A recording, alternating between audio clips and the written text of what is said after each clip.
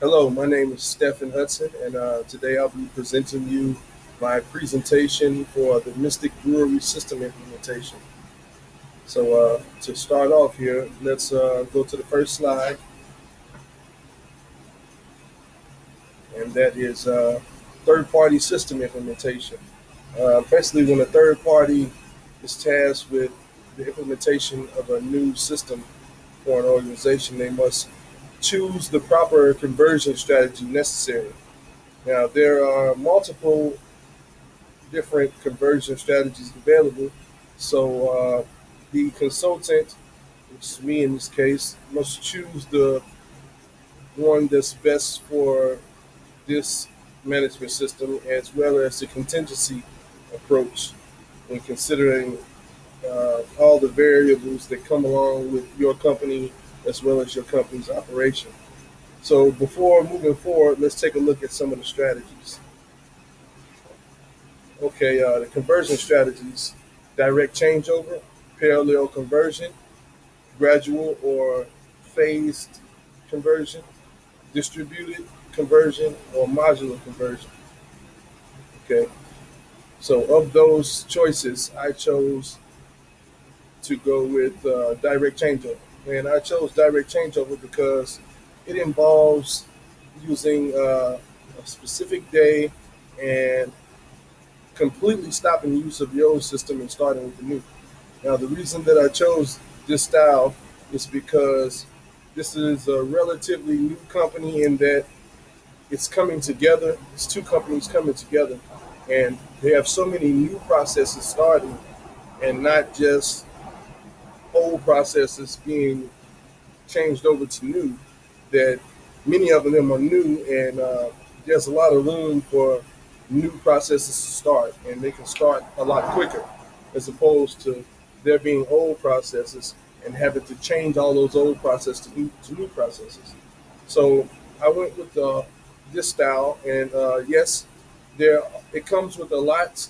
It comes with a few different variables, cons, pros, of course, but there are some cons involved with direct changeover because it's the positives. Let's start with the positive. The pros: time for implementation is a lot shorter. Implementation, the cost is less because, of course, the time is shorter, and organizations can resume business a lot faster.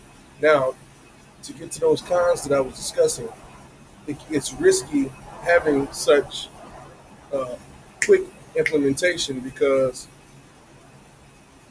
you have to test beforehand.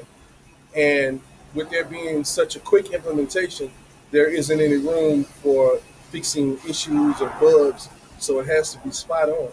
It has to work. So there has to be a lot of beforehand testing to make sure that this particular system is going to work correctly. Okay, so let's move on to the business contingency plan. Now, the business contingency plan will help the business prepare for any unforeseen issues, disasters of any kind, from A to Z, natural disasters, uh, IT hardware, software disasters, man-made disasters, any types of disasters. The organization should be able to pick up and continue running business normally with no downtime. Hopefully, no downtime or little downtime as possible, but we always shoot for no downtime. Okay, so the next step is with this business contingency plan. There are three main points that I chose to include. There's high availability. That's always having access to the data. Continuous operations, meaning just as I said before, things keep going. They don't stop. Business doesn't stop. Revenue doesn't stop. And the third step is disaster recovery, which is what I said, being able to recover and there not being any issues. Now, with the next step, I'm going to go through really quickly here is the asset cost benefits. Now, the four choices that you see are factor, example, effect, and actions taken.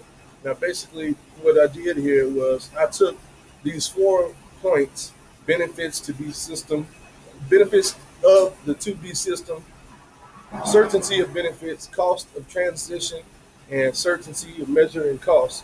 And I gave four scenarios that this company could face, or four scenarios that they will face when implementing this new management system. And those are use of a process management project planner, which is one of the needs that your organization needs that they have for for their system. You guys need a project plan. So here you'll see I gave an example. It controls key steps of the beer brewing process. It controls it and it tracks it and it records it. So then the effect is if the new system keeps track of all the beer making steps, stakeholders are likely to implement it.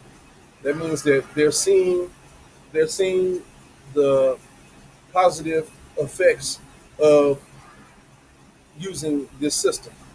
And then of course how to take action, perform the cost benefit analysis for the stakeholders so they can see the benefit of it, make the changes necessary, and promote the benefits.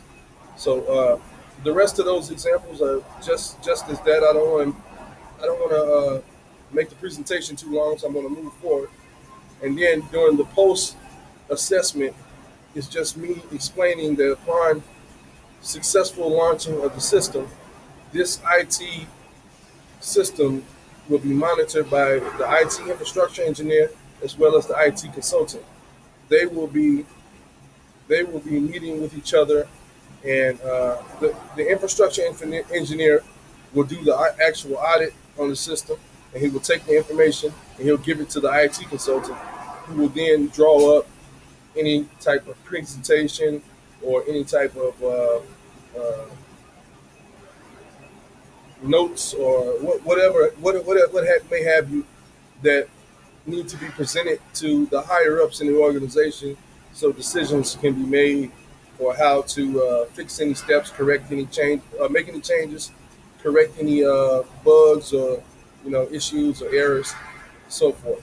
So that is my presentation for the implementation, and I sincerely hope that I have brought you the information that you need to move forward with your project, to finalize your project, and to get your new information system installed. So I appreciate your business, and I can be reached anytime you need to contact me. Use my contact information. Please reach out to me. Thank you.